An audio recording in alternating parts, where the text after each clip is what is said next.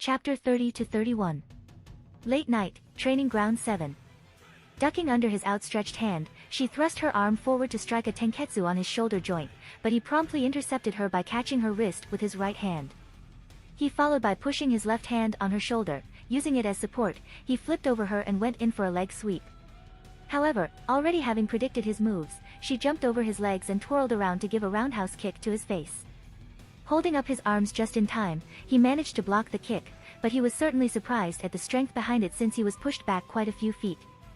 "I can see that Tsunade-ba-chan has trained you well, Hinata-chan," Naruto stated with a smile on his face. He rubbed his left forearm slightly where her leg made contact, but otherwise he was fine. "I'm not done yet," Hinata replied back, as she once again activated her Byakugan. Naruto merely smirked in return as his left eye turned a shade of devilish red. "Bring it on, girl," Naruto remarked, getting into his taijutsu stance. Without further ado, Hinata rushed towards him with all her strength. The moment she got close to him, she launched a flurry of palm strikes towards his upper chest. And with that smirk still planted on his face, Naruto kept deflecting the palm strikes at the last moment, by striking her wrist. Seeing that she was still unable to land a hit on him, Hinata narrowed her eyes as she pushed more chakra through her arms. A slight hue of chakra surrounded her palms, as her strikes became faster. Though, it looked as if Naruto was deflecting the strikes easily, he was rather having quite a difficult time. His Sharingan continuously moved in all directions to predict her next attack. It was only due to his experience in fighting against Hinata, that he was even able to maintain his posture and ground. He certainly was impressed with how far Hinata had grown, and he was confident given enough time, she would become among the best in Konoha. Meanwhile, Hinata kept pushing herself, trying to go beyond the limitations of her strength and stamina. Just then her Byakugan picked up a slight flinch in Naruto's left forearm, and capitalizing on that, she promptly went to strike his left wrist. She was about a centimeter away from it, when Naruto flicked her arm away to the side, yet again. However, instead to showing any signs of distress, she quickly blocked the right knee that the blonde thrust towards her torso. Seeing Naruto's right arm coming to jab her at the same time, Hinata side-stepped the attack and promptly struck a few tenketsu on his right thigh. The blonde immediately jumped back to gain some distance. While it didn't necessarily hurt him to open tenketsu points, it was still a nuisance he'd rather not deal with.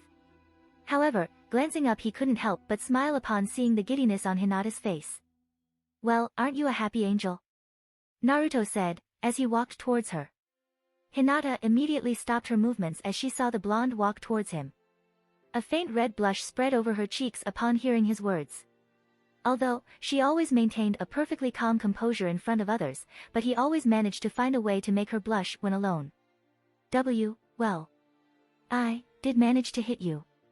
So, of course I'm happy," Hinata said, as she stammered a bit initially. She backed a few steps upon seeing his predatory gaze. But, before she could do anything else, Naruto suddenly appeared behind her and wrapped his arms around her.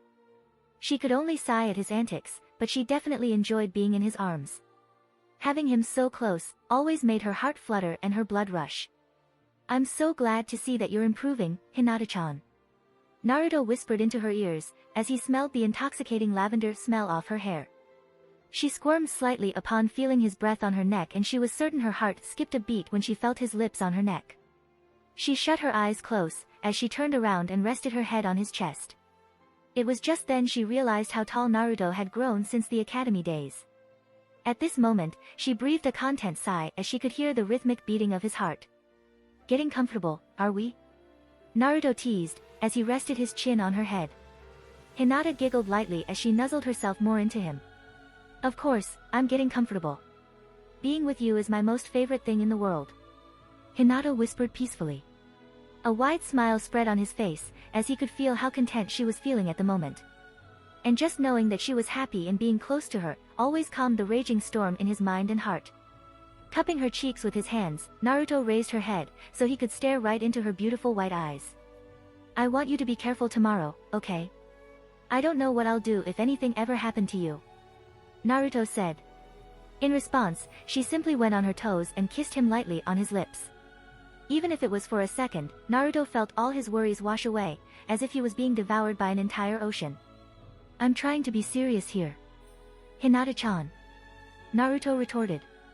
And once again, Hinata went on her toes and gave him a kiss on his lips. She laughed when she saw him furrow his eyebrows in consultation. Hearing her laugh, Naruto merely sighed as he couldn't even get mad. Her laugh was a melody to his ears that was sweeter than the nectar made by flowers in spring. Baka.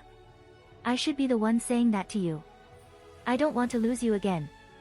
Promise me you'll be careful and will not do anything to harm yourself. Hinata whispered as she rested her forehead on his. Staring into each other's eyes, both could see the love and worry they held for each other. You know me, Hinata-chan. I can't promise that. I can't let anyone close to me die tomorrow. If it's for the village and my friends, I will gladly give my life to protect them. Naruto replied with unwavering eyes. Think about yourself too, sometimes. Think about us, Naruto-kun. I know how much you love the village and the people in it. But, how do you think we'll feel if you die in front of us, she said with a slight whimper. Naruto caressed her cheeks gently and wiped the tear off her face. Ever since he was a young boy, he never really thought about himself. It was always the village and his friends before himself. And it wasn't even that he was forced to think in such a way. He just genuinely cared more about others than himself. Then. I promise you, I'll fight the Shinigami himself if he comes for my life. I will never leave you or anyone else alone. It's a promise of a lifetime, Hinata-hime. Naruto replied with a light chuckle. However, upon seeing the seriousness in her eyes, he was slightly caught off guard. Seeing the intense passion in her eyes, certainly shook something within him. And at that moment, Naruto knew, he would never be able to live in peace without her. Promise. I swear on all the gods above. Next day. The eventful day for the populace of Konoha had finally arrived. Unlike the rest of the year, today the streets of Konoha were packed with hordes of people from various regions of the elemental nation, Kyomogakure, Tsunegakure, Tenzaku-gai, Otofuki-gai as well as the capital of the fire nation, Kaishi. The citizens of the village appeared to be in high spirits, as they expected to make quite a large sum of money through their sales. Most of the shops had displayed their best items on the front, to attract more customers, and the restaurants had put up several offers on boards all over the village to invite those from outside the village. Though the civilians and the outsiders seemed to be in high spirits, it was a completely different case with the Konoha shinobi. The looming threat of war which hung upon Konoha certainly kept them on their toes. There were several teams of Konoha shinobi, in each of the important buildings in the village. Secretly stationed on each gate of the village were squads comprised of Aburame and Inazuka clan members. Aside from them, there was also an additional Umbu member, who could communicate with the Umbu headquarters. Clan heads such as Shikaku and Inoichi were stationed in the Umbu headquarters from where they could command the forces during the war. While Shikaku oversaw the battle formation as well as being the strategist, Inoichi was the one who communicated the plan to everyone. Meanwhile, Tsunade and Shizen had stationed medical camps discreetly in various parts of the village, so they could get medical attention to the injured in due time. Yamato, the Umbu director as well as Itachi and Shisui were stationed in the Hokage's building from where they could command the Umbu squads easily to all over the village when the war broke out. The fact that Tsunegakure had decided to betray them did not come as a shock to most of the higher-ups of the village. But it was the source which had surprised them indeed. None of them had expected the son of the Yondaime Kazekage himself to betray his own village. Had it not been for Naruto's backing, Gaara would have most certainly been detained and questioned further gruesomely. However, the Suna Genin was merely asked to return to his team and pretend as if nothing had happened. Currently, Gaara and his team were just stepping out of their hotel and making their way to the Konoha Stadium. The last few days had been some of the most peaceful days for the redhead. Knowing that there were people he could rely on and trust had given him an unexpected peace of mind. He had spent most of the days since then, with Naruto and Sasuke. It was either simply sitting on top of the Hokage monument or even sparring from time to time. Even Shikaku had not bothered him much and he was extremely thankful for that. Spending time with the blonde had made him realize that there was a lot of beauty in the world which needed to be protected. However, this sudden change in Gaara was also noticed by Temari and Baki. Though, the two had not voiced their opinion in fear of being killed. While Temari was merely curious as to what brought upon this change, Baki had been slightly suspicious of Gaara's behavior. During the invasion, Gaara played an important role, where he would transform into the Ichibi in the middle of the village and wreak havoc. Nevertheless, considering the type of person Gaara was, Baki was sure the redhead would do exactly that. The Suna Genin sensei was the type of person who believed Jinchuriki to be mere tools used by the village on their whims. Kazekage-sama, Tsuchikage-sama and Danzo-sama should be about 10 miles outside the village along with the rest of the shinobi. If all goes according to plan, Konoha won't be standing anymore after today. Baki thought with a smirk. As the Suna team was making their way through the heavily populated streets of the village, Baki called out to Gaara to stop. What? Gaara asked with his customary glare. Wait for Orochimaru's signal to begin with your rampage. As you know, he'll be in the Kage's stand with the Hokage and Reikage, disguised as the Kazekage. The attack will most likely commence when your match starts. So, don't do anything rash until that time. Baki ordered coldly. For a mere second, Gaara wondered if it would be okay to kill the man right here and now, but thought against of it. Naruto had advised him to not do anything that would raise too much suspicion with his teammates and sensei. So long as I get to feed blood to my mother. Gaara replied and kept walking ahead, without glancing back. Hearing those words certainly sent a chill up his spine. Even Baki knew the only reason Gaara hadn't killed him till now was because he was specifically ordered by the Kazekage not do so. In the eyes of their Kage, every shinobi was expendable if it meant for the progress of the village. The man simply sighed and resumed following the redhead. You've noticed it too, haven't you? He's been slightly different the past few days. I wonder what happened though. Temari whispered to Kankuro. Said Genin raised an eyebrow at the statement. Ever since he could remember, his brother had always been a cold and uncaring person. Moreover, whenever he tried to talk to him in the past, he was always threatened to be killed. He didn't know if it was cause of fear or not, but he had stopped caring about Gaara a long time back. So, he never really bothered noticing if there was a change in his personality or not. I think you're seeing things, Temari. You know how he is. Someone like him isn't going to change, no matter what. Kankuro replied casually. She sighed upon hearing his words. She couldn't really blame him for his way of thinking. But at the same time, he was her brother, and she wished to be close to him. But she could never muster up enough courage to speak her mind. Konoha Stadium. In the Konoha Stadium, the stands were slowly beginning to get filled. While the Konoha civilians were sitting in the middle section, the visitors from outside the village had the leftmost and rightmost section of the stadium. The shinobi were given a separate section, just above the Konoha civilians, and the clans were seated beside the shinobi section.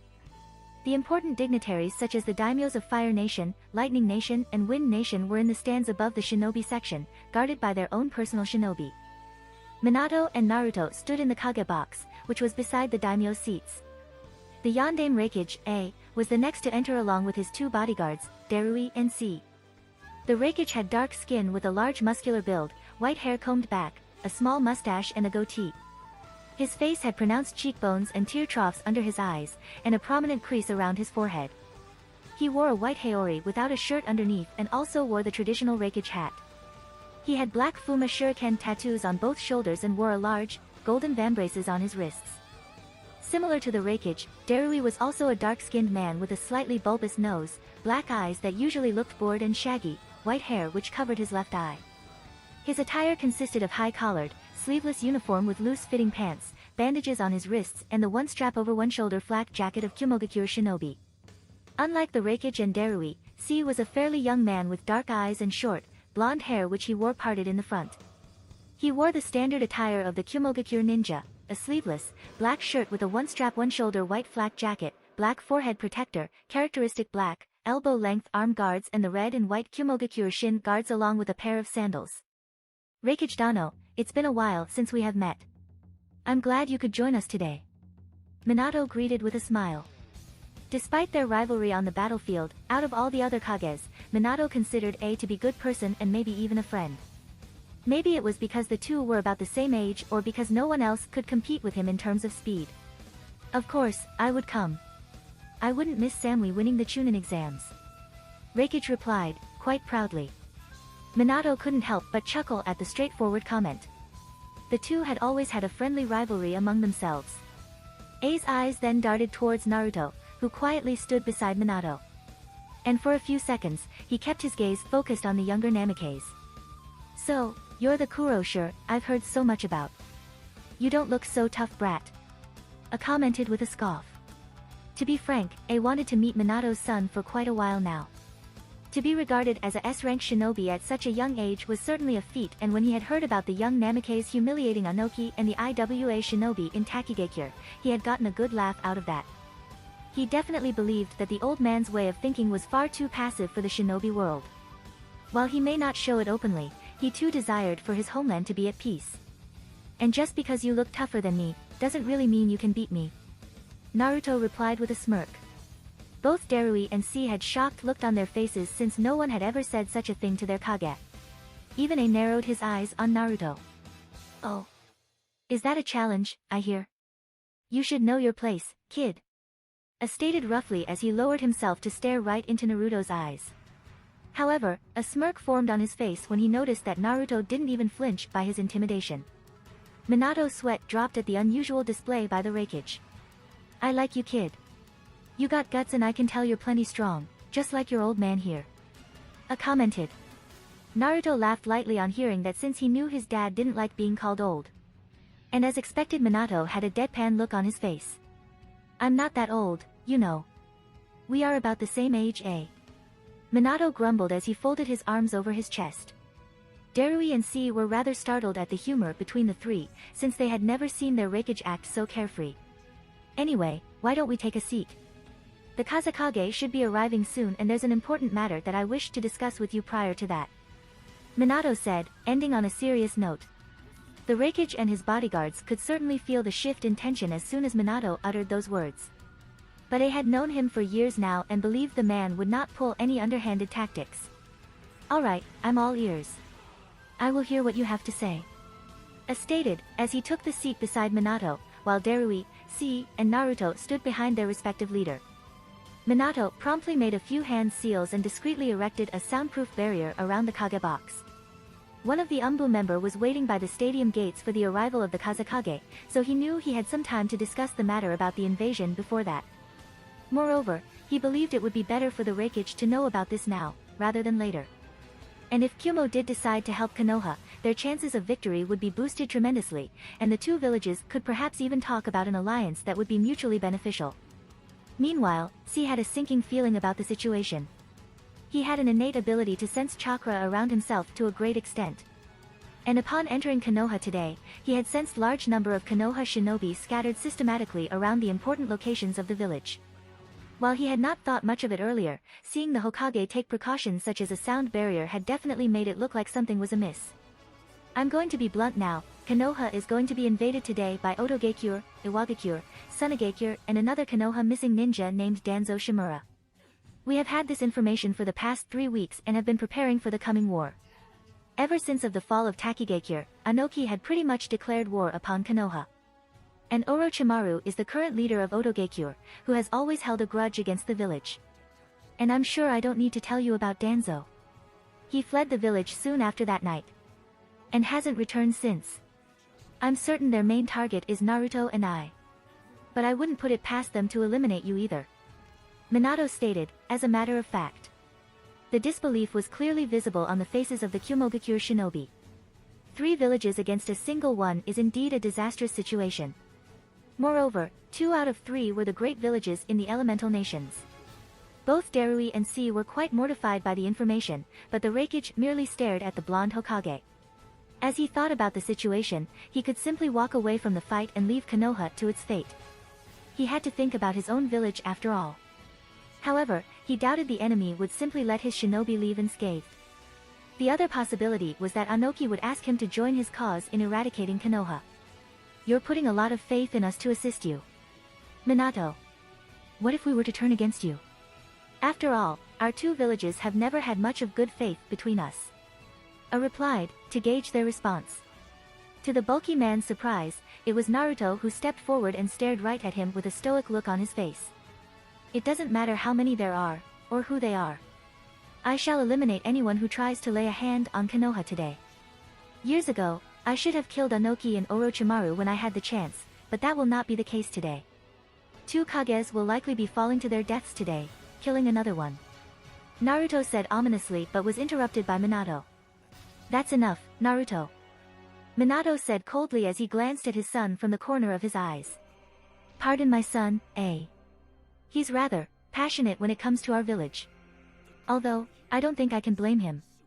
But I will be glad if you and your men were to assist us in the upcoming battle. If not, I have prepared a safe passageway for your shinobi to be escorted out of Konoha. However, if you decide to fight with us, we can most likely change the past history between our two villages and strive for a better future. I know the odds seem stacked against us, but we protect our own to the end, and that will include Kumogakure too. Minato clarified. Even though, he said that, he wouldn't hesitate to strike down the Raikage and his men if they did end up turning against him. It may hurt him slightly to do so, since he did in fact like A, but it would have to be done. Today would indeed be a monumental day for Konoha to remember. Upon hearing their words, A certainly had a lot to think about, and judging by the situation not a lot of time. The prospect of furthering the goodwill between Konoha and Kumogakure did sound appealing to him. Unlike his father, he did not wish to stand atop everyone else. During the last war, he himself had experienced the loss of great number of his friends, some due to the hatred of other villagers on Kumo and some due to his father's mistakes.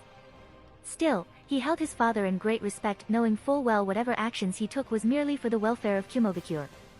His thought then shifted to a time when Jiraiya had once mentioned to him that he considered Minato to be the child of prophecy, someone who would bring about a great change or revolution in the shinobi world. His eyes then darted towards Naruto. The boy either has to be dangerously powerful to talk about killing 3 Kages or profoundly stupid. Although, if the information about him is accurate, he has the power to do so, plus, it would be beneficial for our village to have an alliance with at least one other village. A thought.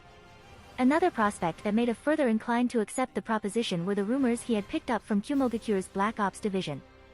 Rumors about an organization of several S-rank shinobi. His shinobi hadn't been able to find anything else on group, but the news was indeed troubling. Similar thoughts were also going through Darui's mind. While he would be obliged to fight against Konoha if his Kage asked him to, he knew their chances of survival would be slim.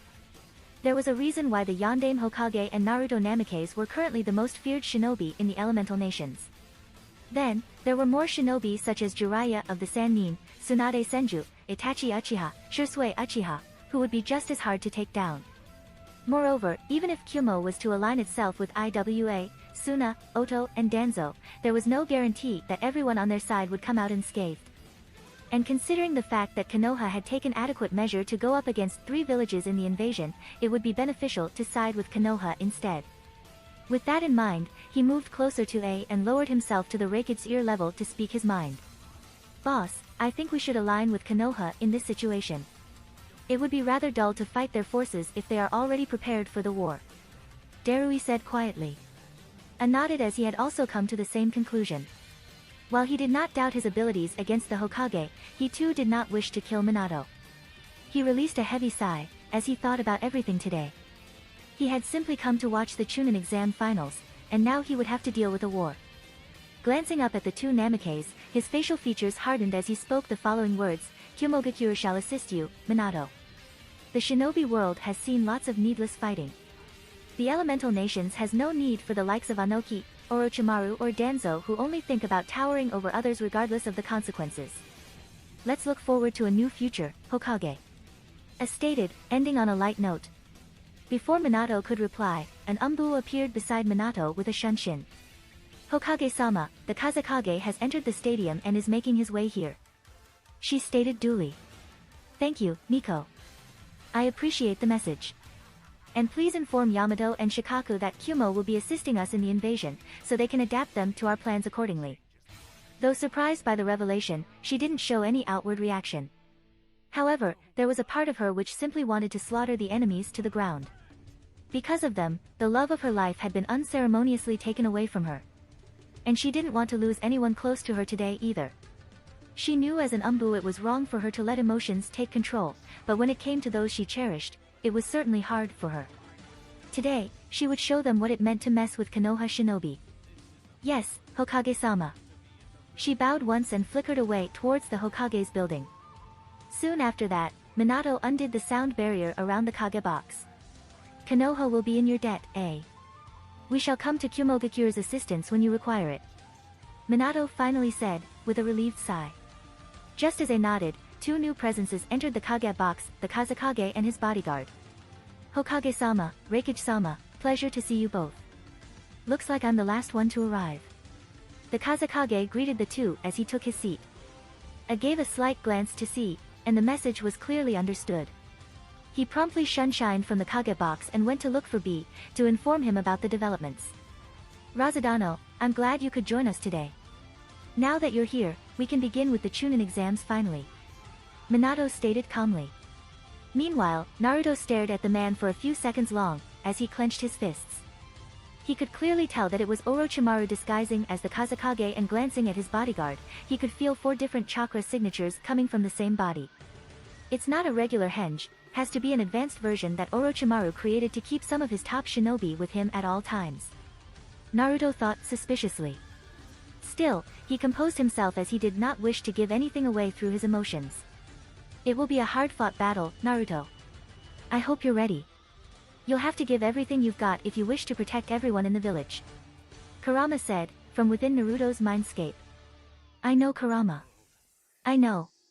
I shall make sure that everything goes according to plan. Naruto thought. Ah, yes. Certainly. There are a lot of promising shinobi in the finals this year. It would be certainly entertaining to watch them showcase their skills. Kazekage noted, looking down at the arena.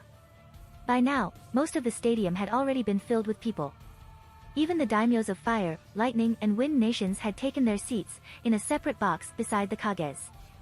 And the participants were slowly gathering in the middle of the arena. Kukuku. Minato-kun, Naruto-kun, you have no idea what's in store for you. Orochimaru thought, as he glanced towards the younger blonde momentarily. Minato then stood up from his seat and walked to the edge of the Kage box, from where everyone in the stadium could see him clearly, and began to address the start of the Chunin exam finals. Konoha Stadium Arena. Down at the arena, the finalists of the Chunin exams stood in a single row, their heads held high. Their performance today would mark a stepping stone for them to advance their shinobi careers and serve as a basis for advancing their own skills.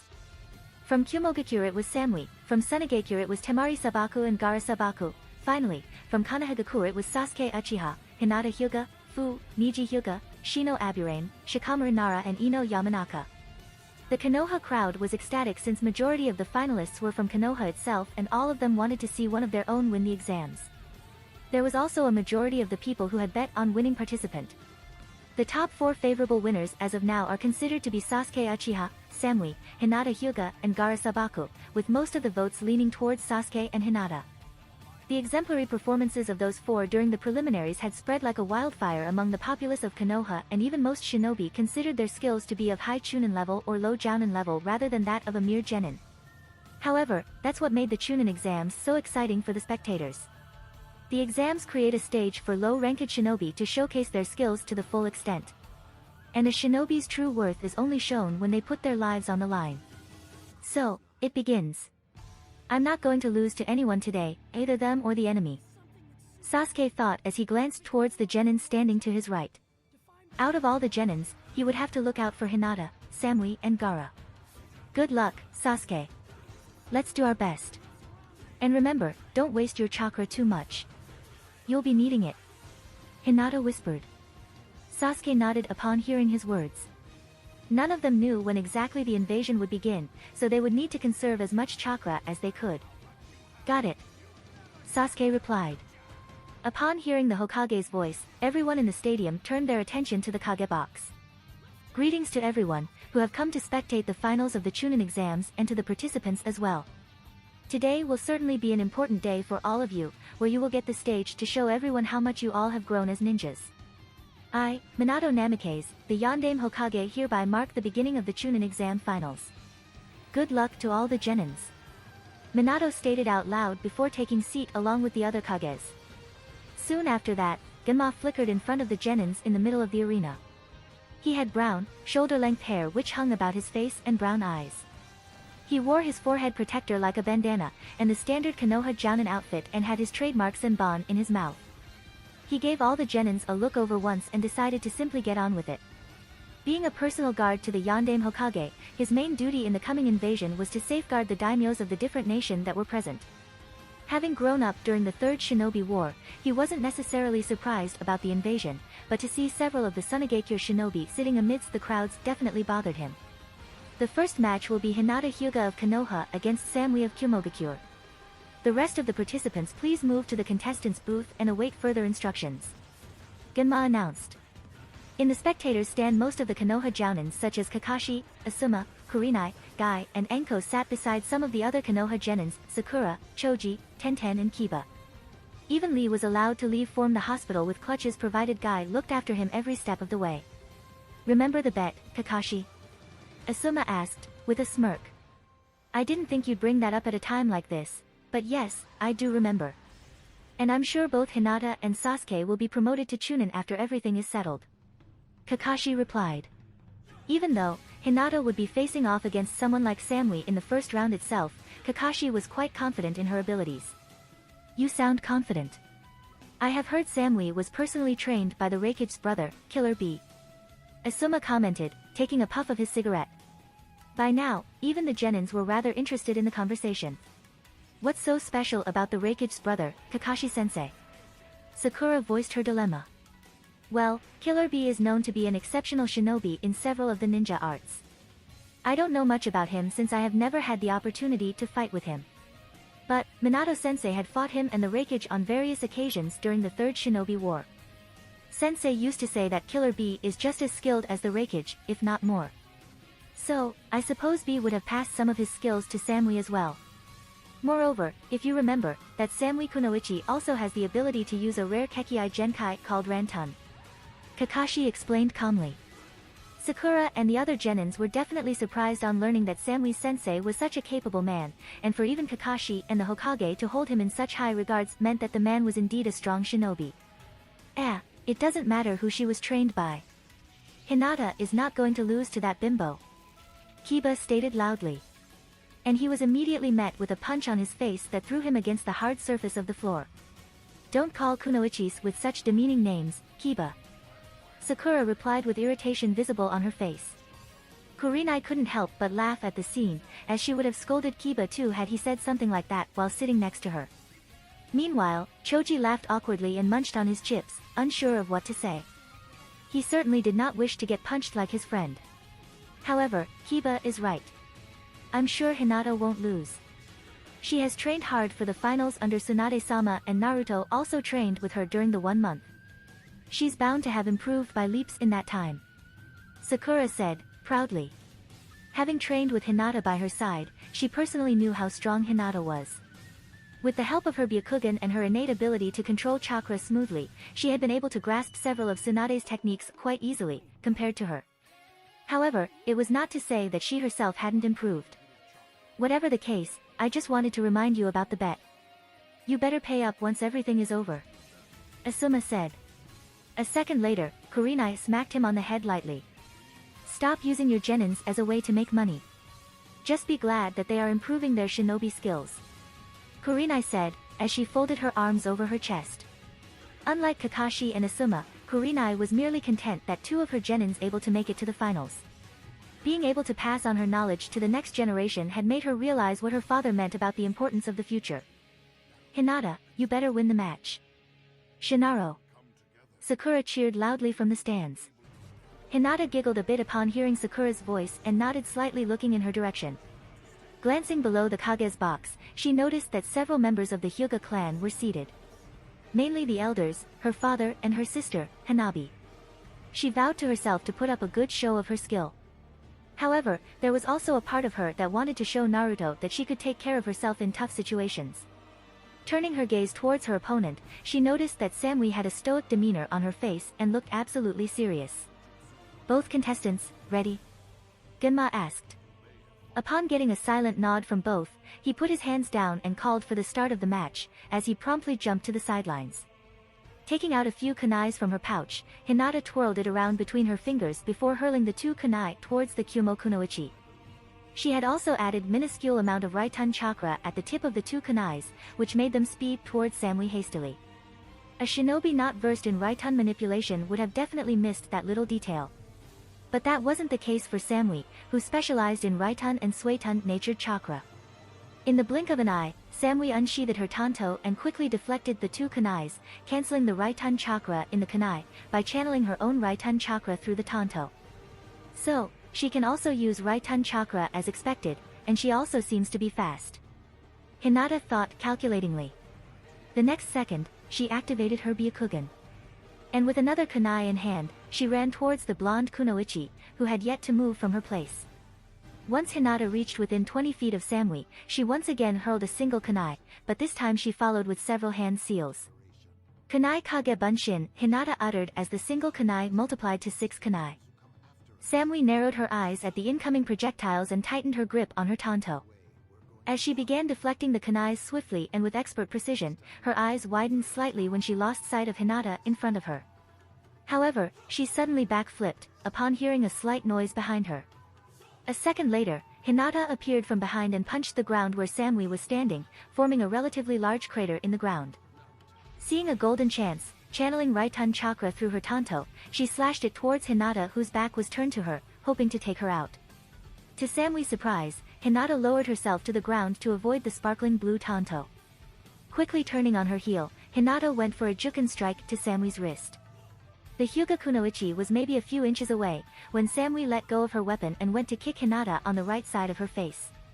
Promptly switching to a defensive position, Hinata just managed to get a block in. By now, Samui had jumped quite a few feet back and let out a relieved sigh. She would definitely need to take Hinata a lot more seriously now. You're better than I expected. Not many people would have dodged that or gotten a block, in that situation. Samui commented with a straight face. Hinata chuckled internally as she got up from the ground. Samui's attitude sort of reminded her of Naruto. I appreciate your words. Sadly, I can't say the same about you, since you've hardly shown any of your abilities. Hinata replied as she settled into her fighting stance. Both the contestants simply stared at each other as if gauging to see who would make the first move, this time. Samui may not show it, but she was excited to fight her opponent. She's quick and has good control of chakra. In close range, she'll be dangerous. And that Byakugan is going to be a problem. If she can supposedly see attacks coming from all directions, it'll be hard to catch her off guard. Samui thought as she quickly formulated a simple 3-step plan, hoping that it would be enough to take out Hinata. With the crowd. Several people in the crowd gave loud applauses upon seeing the short exchange between the two kunoichi. Meanwhile, those among the shinobi were clearly impressed with the way the match was progressing as both kunoichi portrayed a calm persona and a level head. She seems to be doing fine, but Samui seems to be just as good, in terms of reflexes and speed. Sakura said from her seat. The pink-haired girl was certainly surprised to see this. Considering she had trained with Hinata since they were kids, she personally knew how strong she was as a genin, currently. Although, Sakura just mused there were a lot of things she didn't know about the elemental nations or about shinobi from other villages. But, Hinata almost got her that time with the punch and with Juken too, after that. Ino exclaimed in a surprised tone. They seem to be just testing each other out at the moment, I would say. None of them have revealed much about their abilities. Asuma stated out loud, with an interested look on his face. In the shinobi world, you can learn much about a shinobi by analyzing their movements within the first few minutes of the fight. And looking at the two genins below, he knew the two kunoichi were being cautious while also being calculative. I agree with Asuma. None of them have even revealed a sliver of their true strength yet. Although, I have a feeling this will be a close match and could go either way. Kakashi added, as he peered his eyes away from his orange book momentarily. Even so, Kakashi also knew that none of them will end up showing much of their skill since it's only the first match. In the arena. Deciding to keep her distance, Samui sheathed her tanto and began going through several hand seals. On the other side, Hinata noted that Samui began weaving hand signs for a Suiton jutsu and responded in same, but for a Katon jutsu. Suiton, Suryuden no jutsu, Samui stated as she drew water from a nearby pond, forming a large dragon with menacing and glowing yellow large water dragon swirled around Samui towered over her, almost reaching the height of the arena roof. Katon, Gokakya no jutsu, Hinata said as she took a deep breath and exhaled a large ball of fire towards the Suiton jutsu rushing towards her. The moment the two jutsu collided, Samui smirked slightly as her plan was already underway. Soon enough, a thick blanket of fog enveloped the area, which made it extremely hard for anyone in the crowd to see what was going on. Despite that, Hinata stayed her ground and looked around cautiously. She was glad that the Byakugan allowed her to see quite well even in this thick fog. Suddenly her ears picked up the sound of footsteps.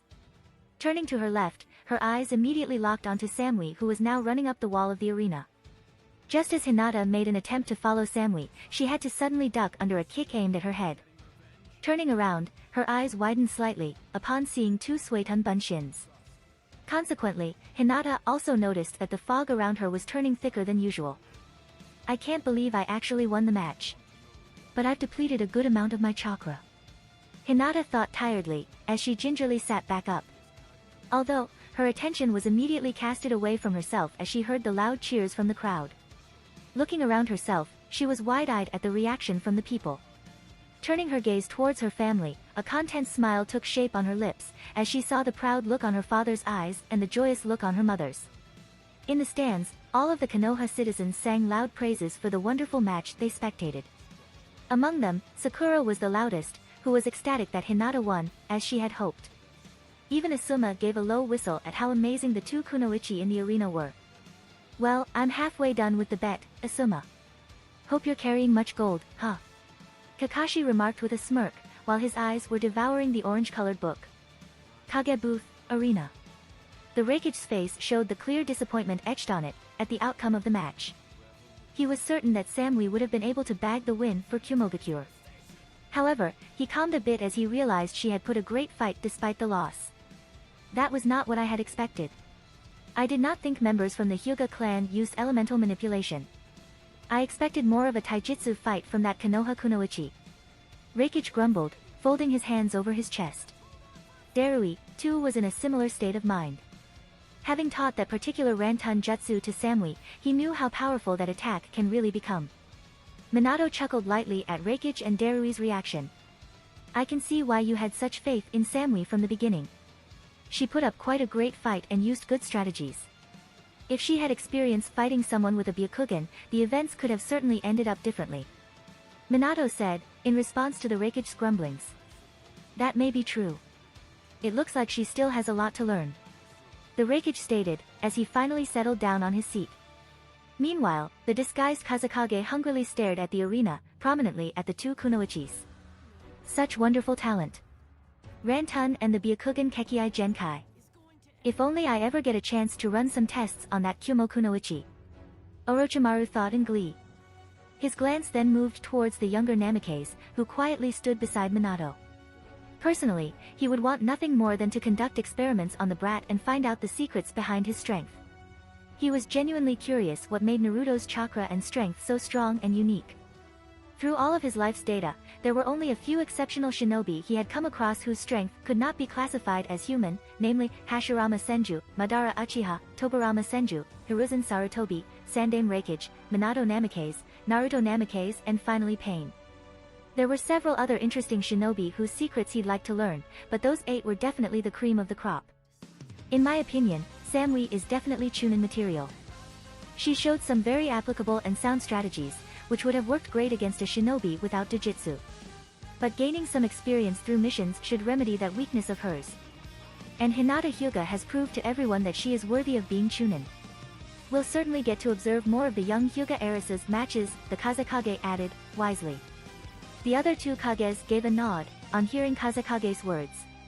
Down in the arena, Genma had already announced Hinata as the winner of the first match and called forth Shikamaru and Temari for the second one. As Hinata was being taken to the infirmary to get some rest, Naruto tapped his father's shoulder lightly and looked at him pleadingly. Minato simply nodded, and soon enough Naruto had shunshined from the Kage box to the infirmary. To be young in love. Kushina would kill me for letting Naruto be in a relationship so early. Minato thought, with an awkward chuckle. Within Konoha.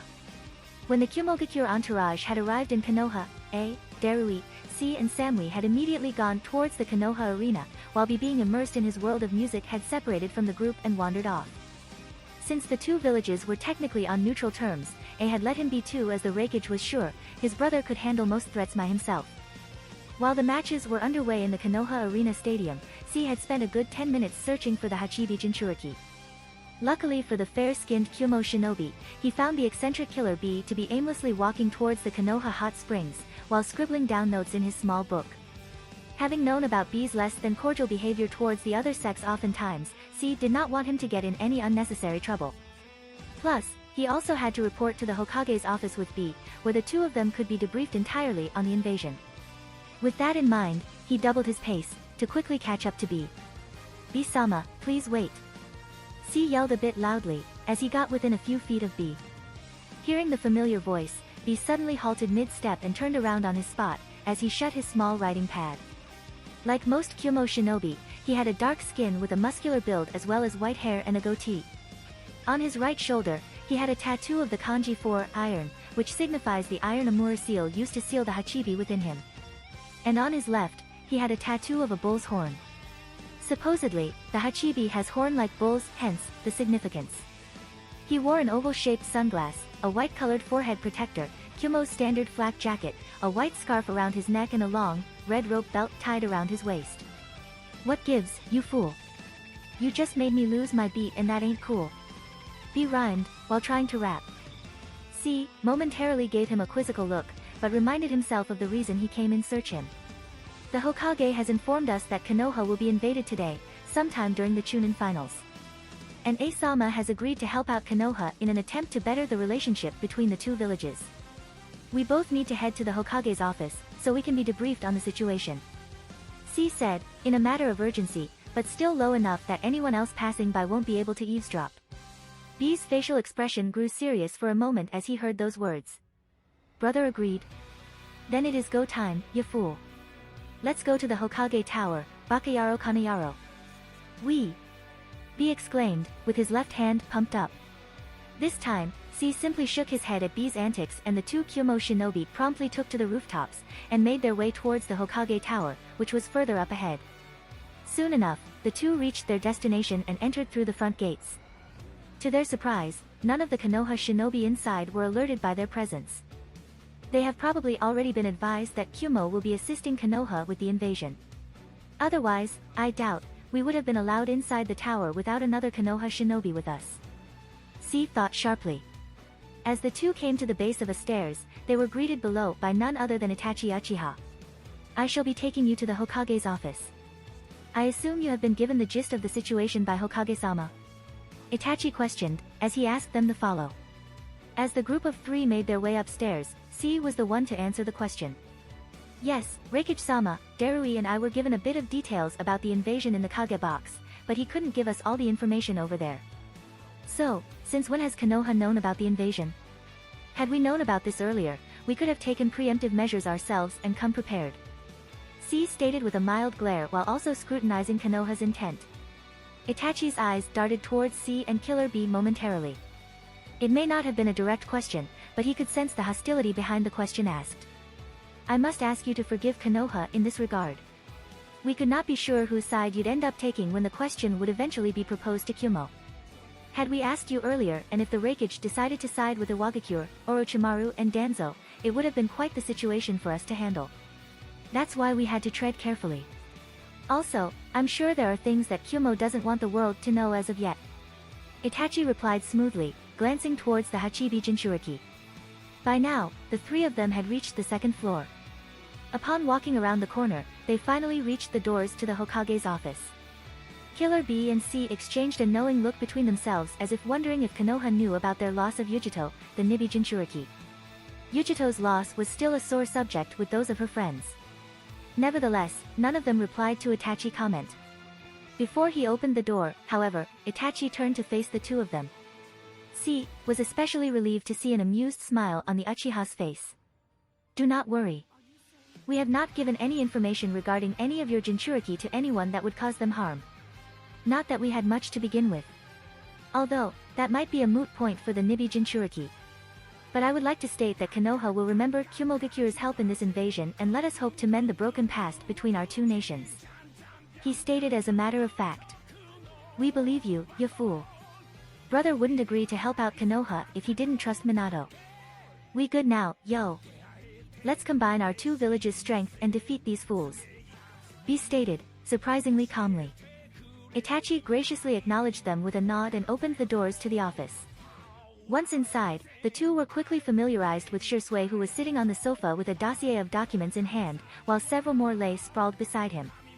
With the greetings out of the way, the two Uchihas got to work on briefing the Kyumo shinobi about the measures that Konoha will be taking during the invasion. C and B were then handed the dossiers on the primary targets: Anoki, Orochimaru, Danzo, Yondaime Kazekage, Akatsuchi, Kitsuchi, Kuratsuchi, Baki and Pakura. The dossiers contained extensive information about the known skill sets of each of these shinobi and clan. C was thoroughly impressed with the reconnaissance work done by the Konoha shinobi on these particular ninjas. Then again, he remembered that Jiraiya of the Sannin was their spy master. Meanwhile, Killer B was also skimming through the pages of the documents handed to him, similarly impressed with the work. Furthermore, Shisui went on to explain the tunnel of secret passageways leading through the Hokage monument, which would be used as an evacuation point for the civilians and dignitaries of Fire and Lightning Nation. Also, we'll need to be extra vigilant of Orochimaru this time around. During the Battle of Takigakure, he had used the Kenjutsu, Edo Tensei, that revives the dead through a living sacrifice. There is a good chance he may use that jutsu again. An Edo Tensei ninja cannot be killed through ordinary means, as they will simply regenerate in time. Their body needs to be sealed by these sealings tags. Shisui explained and showed a couple of sealing tags prepared by Jiraiya and Minato to the two Kyumo shinobi. Learning about such a jutsu had shocked both C and B. A jutsu like that could essentially have untold casualties in a prolonged war, and just now the real threat of the invasion dawned on them. Still, they kept their calm. Itachi noticed the grave look on their faces and knew that all of this new information was perhaps too startling. Deciding to digress from the current subject, Itachi moved ahead and took out a map of the village from one of the dossiers and placed it on the table. He then proceeded to show the various places where the enemies will most likely strike from, as well as the places where the damages must be kept to a minimum, if possible. Also, B-san, I suggest you stick with the Reikage, since Naruto-kun will also be fighting beside Hokage-sama. Then, Jiraiya-sama and Tsunade-sama's role will be to separate Anoki from his forces and fight him outside the village walls. Kakashi Hatake and Maito Gai will be fighting with the Yondaime Kazekage, which would leave Shisui, C, Darui, and I to deal with Danzo and the Root Shinobi. Itachi explained while pointing towards several of the marked location on the map. Then that is how we'll roll. Mr. 9 and Mr. 8 killing it out in the front lines, oh yeah. B replied in his usual manner. C felt like smacking his forehead at the sudden reply by Killer B.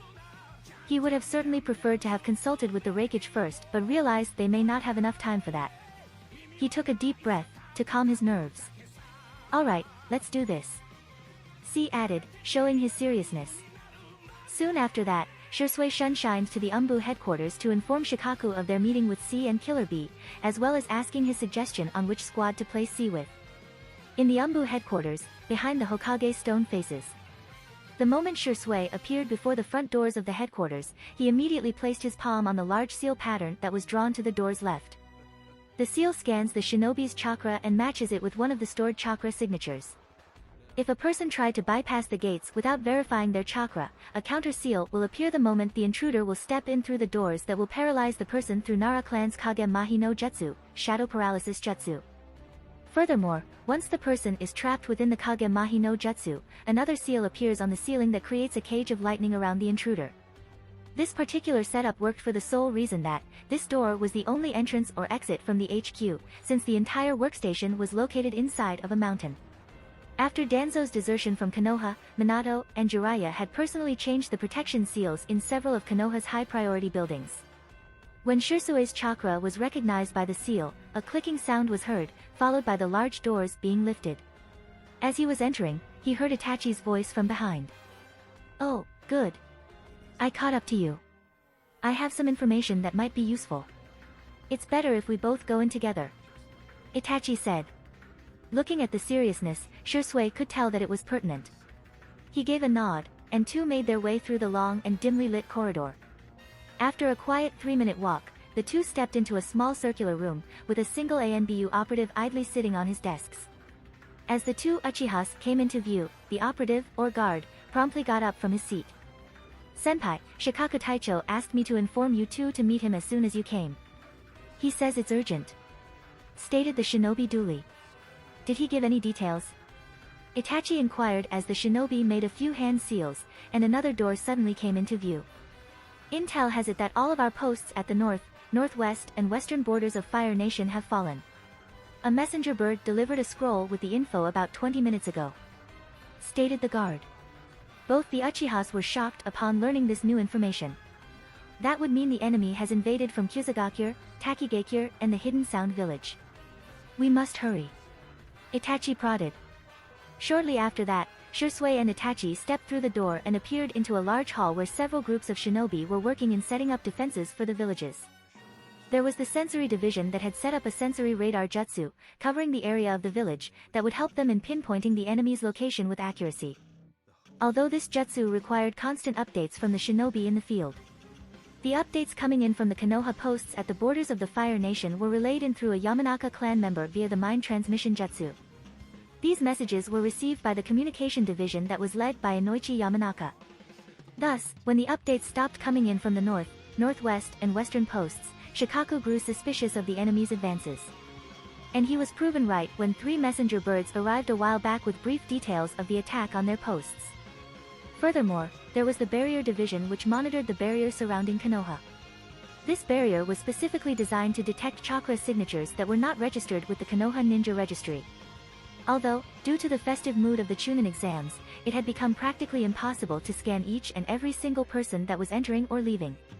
Despite that, Minato and Shikaku were well aware that the enemy wouldn't simply walk through their front gates. The fact that Danzo was among the enemies had already lowered their defense, simply due to the fact that the man had a lot of vital information regarding the village, including most of Konoha's defense strategies.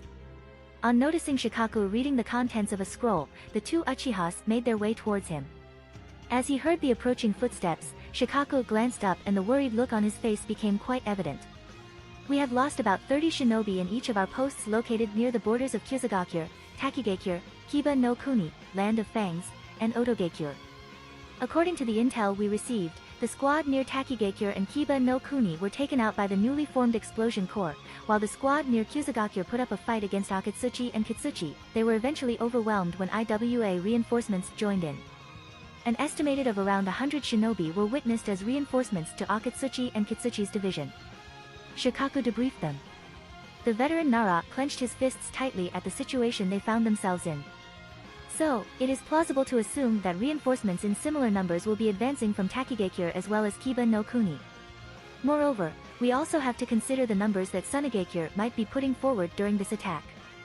So, that puts IWA shinobi numbers roughly over 300. Danzo's forces should amount to somewhere close to 200 trained operatives and...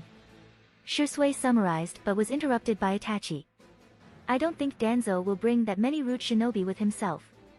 His ideology has always been to watch Konoha stand atop everyone else, with him as the Hokage. Despite Danzo's treasonous acts, he's a shrewd ninja and knows about Konoha's intelligence gathering. Now, comes 2 possibilities. Either Danzo knows that Konoha is aware of the invasion or he doesn't.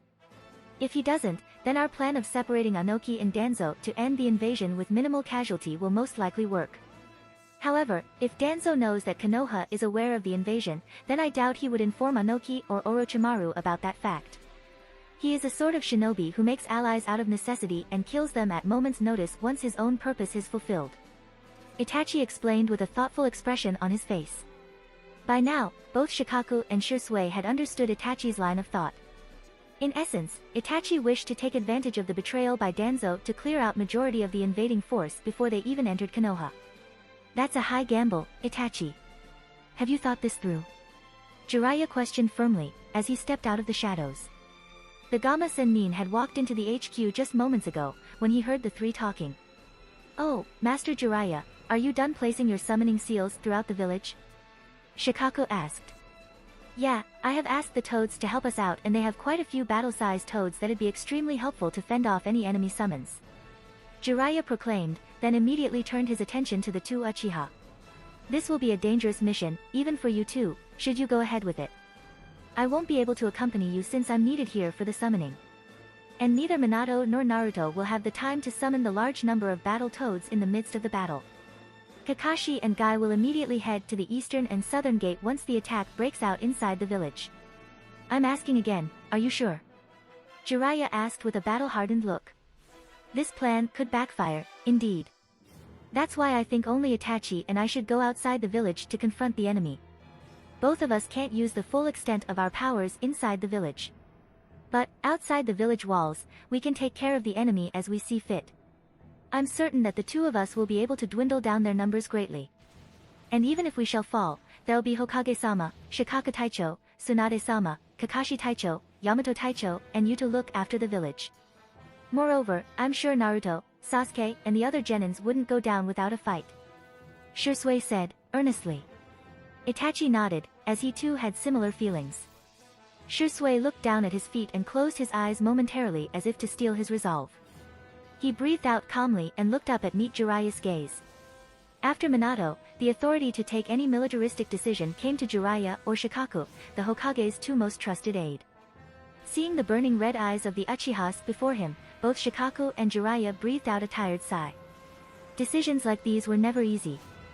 They could send Itachi and Shisui with a squad of at least 100 shinobi each, to confront the enemy on the northern and western flank of Konoha, but that would leave Konoha's eastern and southern flank relatively thin. Or the other option being the one suggested by Shisui.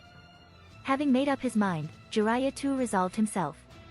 Okay, you two are to head outside Konoha immediately and confront the enemy. However, your mission is only to thin out their numbers, not fight them to the death. Remember, we are fighting to protect Konoha, not kill shinobi from other nations. Voiced the Gama Sennin authoritatively. Yet, both Itachi and Shisui understood the unsaid words if the worst came to pass. Immediately after, as the two Uchihas shunshined out of the area, Shikaku stumbled down onto his chair. This is so troublesome. I thought the third shinobi war would be the last time I might fight. He thought out loud, as he massaged his forehead. Have faith in them, Shikaku. Those two aren't kids anymore. You might very call one of them Hokage-sama in a few years' time. Jiraiya said jokingly. Several shinobi had to stifle their laughter. Shikaku himself chuckled lightly, as he welcomed Jiraiya's words that seemed to lighten the mood in the room somewhat. And don't seem so downcast. I heard Kumo agreed to help us. That will be big boost to us. He added. Shikaku nodded as understood what the Sennin said was true. But he still couldn't help this wretched feeling that was developing inside of him. He shook his head as he just tried to shove those feelings aside and look ahead. Alright. Inoichi, convey the developments so far to Minato and Yamato. Shikaku stated. The Yamanaka clan head gave a nod, while the top of his head was covered with a helmet that connected to a large device behind him. This particular device acted as chakra network that allowed Inoichi to pinpoint exactly whom to talk with via the mind transmission jutsu. Seeing everyone hard at work, with the sole purpose of protecting their village brought a smile to Jiraiya's face. Although, it was soon replaced by a grim expression when he thought about the two Uchiha who would be heading out to weaken the enemy numbers before they invaded Konoha. Just then, he remembered an Umbu operative of Naruto's age, who specialized in infiltration and utilized a rather unique jutsu based on ink. Shikaku, I'd like you to bring in Sai, right now. I think, I may have a way to increase Itachi and Shisui's chances of returning home. If I can, I'd like to save those two from rushing to their deaths. Jiraiya requested, as he thought of a plan. Konoha Stadium. While the previous match displayed a variety of flashy jutsus and hand-to-hand combat, the second match was turning out to be a masterfully crafted puzzle for the strategic minds. Every move that Temari made was thoughtfully countered by Shikamaru with least effort. Due to the Nara clan's ability to manipulate shadows, Temari had been hesitant getting into close quarters with him. Any kunai or shuriken she threw at him, Shikamaru's shadow effortlessly caught every single one of them. Although, every time Shikamaru tried connecting his shadow to Temari's, she somehow managed to elude by a nick. You're sure good on your feet? How long are you going to keep running like this? Temari asked, as she finally unfurled the fan on her back. Shikamaru narrowed his eyes and kept his hands on the bird seal. Troublesome, do I really need to win this match? Wondered Shikamaru as he promptly jumped from his spot upon seeing Temari flung her fan. A powerful gust of wind flew towards the Nara Genin, but he was able to avoid it by jumping to his left. The first thing Shikamaru noticed that the damage caused by her attack was rather linear. As he landed back on the ground, he quickly glanced around himself and confirmed this fact. She doesn't seem to realize this. I could probably try to bend my shadow around her. But it's going to take a lot of effort, troublesome.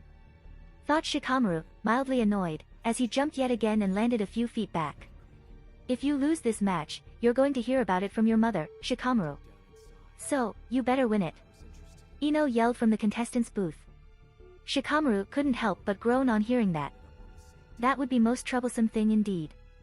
I suppose I should stop running, huh? Shikamaru finally stated out loud, as he looked up at the sun that was almost at its peak. This little action did not go unnoticed by Temari. Despite the frustration of unable to catch the Konoha Genin yet, she was certainly impressed with the way he fought and realized that this might actually be fun. Back in the contestants' booth, Ino smirked on seeing her teammate get his focus back in the match. Shino gave no outward reaction and continued to observe the match, while being vigilant of his surroundings. Since morning, his insects had been acting rather strange, making him feel restless as a result. And he couldn't explain why.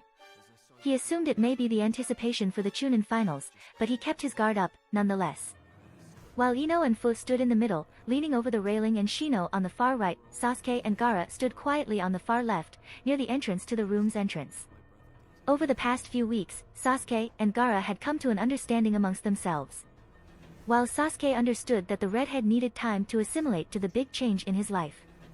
Unlike him and Naruto, Gaara had never known what parental love felt like or what it meant to talk to a friend or confidant. Until now, his only purpose had been to kill people and serve Tsunagakure. But, similar to him, meeting and talking to Naruto had changed Gaara. And Sasuke was truly willing to give him a chance. Meanwhile, Gaara realized two significant details about Sasuke: he respected power and loyalty. Now that he knew there were people who were willing to accept him as he was, he wanted nothing more than to protect them. He couldn't precisely describe this overwhelming feeling within himself. He remembered feeling something akin to this when he was with Yashimaru and his hand shook a little. But he calmed himself promptly. Despite Temari and Kankuro not having him treated as a sibling, they still stuck by him as a team. He realized that, unknowingly, maybe they were trying to protect him. He wanted to mend that relationship among his siblings and wished for them to not die in the invasion. Hence, Gaara decided to confront his father when the attack broke out. "Are you scared?" asked Sasuke. He had noticed Gaara from the corner of his eyes. Despite knowing that Gaara turned over a new leaf, Sasuke still wanted to keep a close eye on him. He had resolved himself that he would protect his home today, no matter the cost. His ancestors created the settlement they stand on today, and he came to believe it was now also his duty to protect Konohagakure no Sato. That's not it. This power that Naruto talks about, that strange surge of power you feel that arises from the need to protect others. I think I want to understand it more. Gaara mentioned genuinely. He said that, did he? He has a way with words. Sasuke replied. Gaara smiled slightly in return, knowing how true that was. Both of their attention was casted away from the conversation when they noticed that Shikamaru finally managed to stop Temari's movement by using his shadow. Amazing.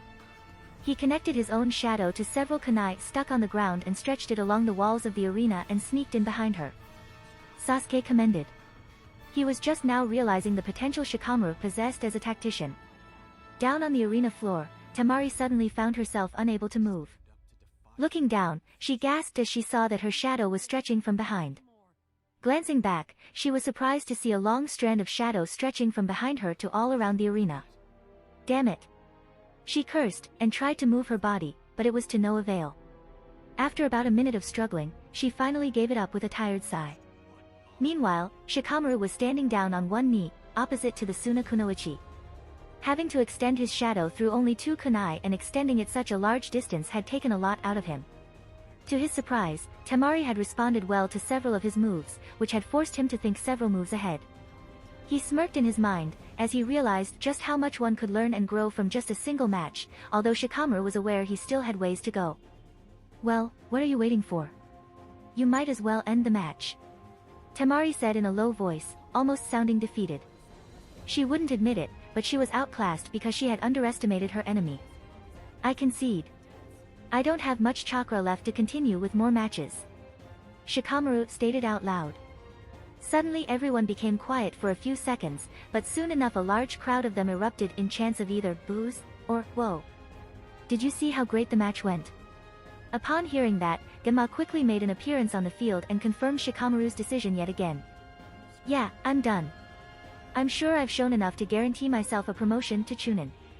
Plus, it'd be troublesome to fight Sasuke, Hinata, or Gaara. Shikamaru explained with a shrug.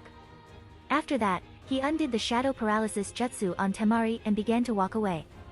Still quite stunned at this turnaround, Temari had found herself unable to voice anything for a few seconds. But, as she watched his retreating back, heading towards the exit, she felt an irresistible urge to smack him on the head for handing her such a victory. How dare he? Stupid brat, thinks he's cool. She mumbled to herself and turned around to walk towards the exit on her side. In the Kage box. The Raikage grunted on seeing the end of the match. While he certainly was impressed with how strategic the match turned out to be, he failed to see necessity with the Nara genin conceding the match. I'm sure none of us expected that result. What are your thoughts? Minato asked the other Kages, rather unsure himself of what to say. Like others, even he was surprised by Shikamaru throwing away the match. Or it could mean. Minato smirked as he guessed the reason why Shikamaru had conceded early on. Looks like Shikamaru is turning out to be just as smart. Temari definitely needs to learn not to underestimate her opponents. She was lucky that she came out of that match unscathed or even with her life. The Kazekage replied while resting his chin on his hands. If Minato expected the man to continue, he was disappointed since Raza's attention appeared to be elsewhere. Turning to the Reikage, he wasn't surprised to see the board look. A match without much taijutsu or ninjutsu would never warrant much of A's attention. The Nara shinobi looks promising. He has potential. A chipped in his thoughts, as he heard the names for the next match, Niji Hyuga vs Fu. He leaned a little ahead in anticipation. If the first match was anything to go by, A hoped for this one to be quite a spectacle as well. Minato, can you hear me? It's Inoichi. I have urgent message regarding the attack. Minato subtly casted his attention away from the Reikage as he heard the voice in his head. Yes, go ahead.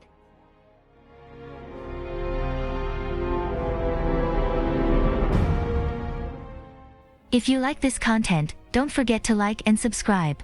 See you later, bye bye.